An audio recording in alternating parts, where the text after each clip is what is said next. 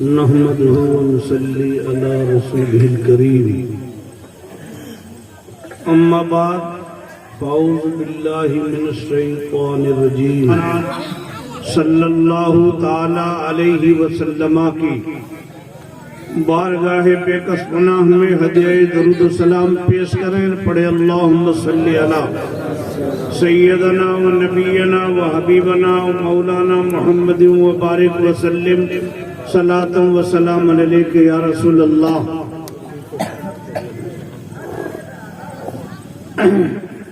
شوکت شاہی نہ تاج خوش روی لے جائے گا تو خدا کے گھر فقط عشق نبی لے جائے گا. شاعر نے عشق نبی کے بارے میں آپ کو توجہ دی. عشق رسول ہم لے کر جائیں گے اللہ کی بارگاہ میں تو کامیاب ہوں گے.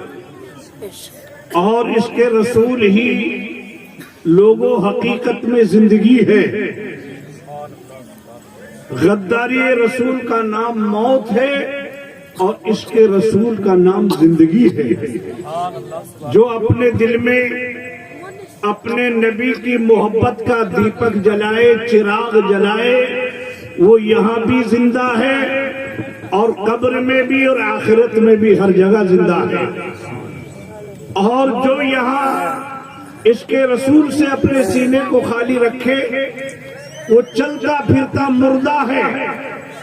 تو پتہ چلا کہ عشق رسول ہی حقیقت میں زندگی ہے. سبحان اللہ. کربلا کی زمین پر امام حسین نے شہادت کا جام پیا اور یزید ظاہر میں زندہ رہا. یزید تو حقیقت میں مردہ ہے اور امام حسین زندہ ہے. کیوں زندہ ہے؟ کہ ان کے سینے میں عشق رسول کا چراغ جل رہا تھا. اس لیے جبھی شاعر نے کہا ہے شوکت شاہی نہ تاج خوش روی لے جائے گا تو خدا کے گھر فقط عشق نبی لے جائے گا. تھام لے احمد رضا کا مسلک حق، تھام لے باغ جنت میں تجھے مسلک ہی لے جائے گا. ہر طرف سے آ رہی ہے بس یہی پیاری صدا، سوئے منزل ہم کو فیض ازہری لے جائے گا. جس کے سینے میں جلے گا علم قرآن کا چراغ، باپ ماں کو خلد میں بیٹا وہی لے جائے گا. قرآن پاک کا قاری یہی اپنے ماں باپ کو جنت میں لے جائے گا. یہ انجینئر، ڈاکٹر، پروفیسر، ماسٹر سب یہی تک محدود ہیں. حقیقت میں ماں باپ کو جنت میں لے جانے والے حضرات وہی بچے ہوں گے، وہی بیٹیاں ہوں گی جن کے سینے میں قرآن پاک کی تعلیم ہے. تو یہ دو چیزیں شاعر نے آپ کو بتائی، عشق رسول اور قرآن کی تعلیم. اللہ کے نبی نے فرمایا بھی، نبی کونین صلی اللہ علیہ وسلم ارشاد فرماتے ہیں ادبوا اولادکم ثلاثۃ خصال حب نبیکم، حب آل نبیکم، وتلاوت القرآن. پیارے نبی نے ارشاد فرمایا لوگوں اپنی اولاد کے لیے سب سے پہلے پیارے نبی کی محبت سکھاؤ، پیارے رسول کی عشق سکھاؤ. وہ محبت سکھائیں گے ماں باپ تو اس محبت رسول کا فیضان ان کی نسلوں کو ملے گا. دوسری چیز آل رسول کی محبت سکھاؤ، حسنین کریمین کی محبت سکھاؤ. اور تیسری بات ان کو قرآن کی تعلیم دو. قرآن کی تعلیم سپر پاور تعلیم ہے.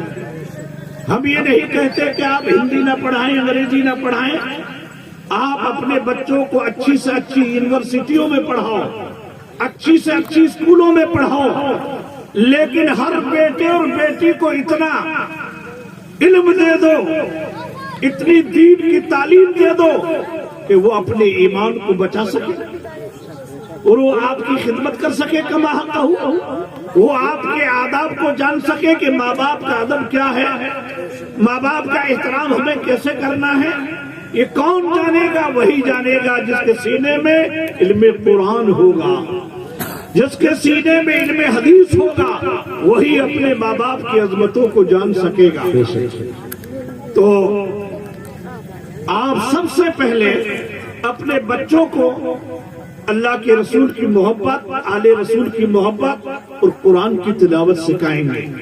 درود پاک پڑھیں، اللہم صلی علی سیدنا نبینا و حبیبنا مولانا محمد و بارک وسلم، صلاۃ و سلام علیک یا رسول اللہ۔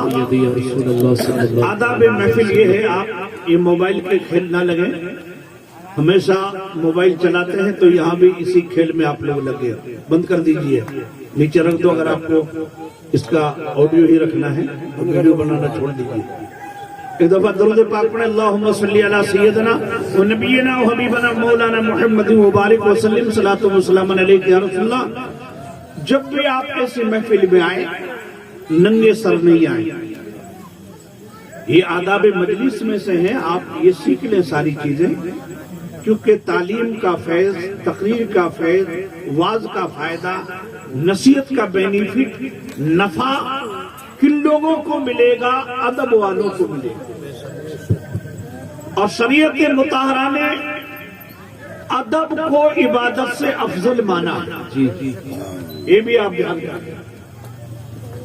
مؤدب بیٹا اچھا، مؤدب بیوی اچھی، مؤدب شاگرد اچھا، مؤدب مرید اچھا، یہ بہت قیمتی زیور ہے ادب، اور یہ انسان کا بہت بڑا سنگار ہے ادب۔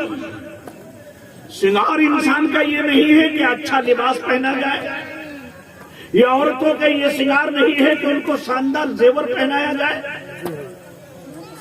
مردوں اور عورتوں کا زیور و سنگار ہے ادب کرنا، احترام کرنا، تعظیم کرنا۔ جتنا مؤدب ہوگا، جتنا ادب اس کے پاس ہوگا، اتنا ہی تقریروں کا، واعظ کا فیضان اس کو ملے گا۔ یہ یاد کرنا، دھیان رکھنا۔ اور ادب انسان کو انسانیت کے اعلیٰ منزل پر پہنچاتا ہے۔ کیا فرق ہے انسان میں اور جانور میں؟ یہ تو فرق ہے۔ جانور میں ادب نہیں، وہ کھڑے ہو کر کھانا کھا رہا ہے، کھڑے ہو کر پیشاب کر رہا ہے، کھڑے ہو کر بول و براز کر رہا ہے، تو یہ کام بے ادبی ہے۔ ادب کیا ہے؟ بیٹھ کر کھانا کھانا، بیٹھ کر بول و براز کرنا۔ اب جانور میں اور آپ میں فرق پیدا ہو گیا۔ اب دور حاضر میں تو کھانا کھانے کو لوگ ترقی سمجھ رہے ہیں کھڑے ہو کر، لیکن میں نے آپ کو اشارہ دیا کہ یہ جانوروں کا کام ہے، انسانوں کا کام نہیں۔ انسان کھڑے ہو کر پیشاب پاخانہ نہیں کرتا، کھڑے ہو کر کھانا نہیں کھاتا، جانور یہ کام کرتا ہے۔ تو آدمی اور جانور میں یہ فرق ہو گیا۔ یہ ہماری شومی قسمت کہ ہم نے بے ادبی کو ادب سمجھ لیا اور بے عزتی کو عزت سمجھ لیا، یہ ہماری کمی ہے۔ میوات والے جیسا کہ آپ وی آئی پی سمجھ رہے ہیں، اپنا آپ کو ترقی یافتہ سمجھ رہے ہیں، کتنا دیکھتے ہیں کہ آدمی آپ پینٹ پہن رہے ہیں، نوجوان لڑکے، اور ایسا پینٹ پہن رہے ہیں جینس کا کہ پاؤں بھی نہیں مڑ پا رہا ہے تو کھڑے ہو کر پیشاب کر رہا ہے اونٹ کی طرح۔ وہ مجبور ہے، لباس ایسا پہنا ہے کہ خود مجبور ہے اٹھنے اور بیٹھنے پر۔ اس کو یہ آدمی ترقی سمجھ رہا ہے، ہو رہی ہے بے عزتی، سمجھ رہا ہے عزت۔ اسی پر ایک لطیفہ سناؤ، بڑا عبرت آمیز ہے اور آپ کو بڑا سبق ملے گا کہ جن لوگوں نے بے عزتی کو عزت سمجھا، جیسے میوات والے، آپ اپنی شادیوں میں کھڑے ہو کر کھانا کھانا یہ لوگ عزت سمجھ رہے ہیں، جبکہ یہ عزت نہیں ہے، بے عزتی ہے۔ کیونکہ کھڑے ہو کر کھانا تو جانور کھاتا ہے، آدمی نہیں کھاتا۔ ملک پیرس سے ایک پٹھان ہندوستان میں آیا، ہندوستان کی سیر کرنے کے لیے۔ ملکوں میں ایک دوسرے ملک کے لوگ جاتے ہیں سیر کرنے کے لیے، یہ بھی سیر کرنے کے لیے چلا۔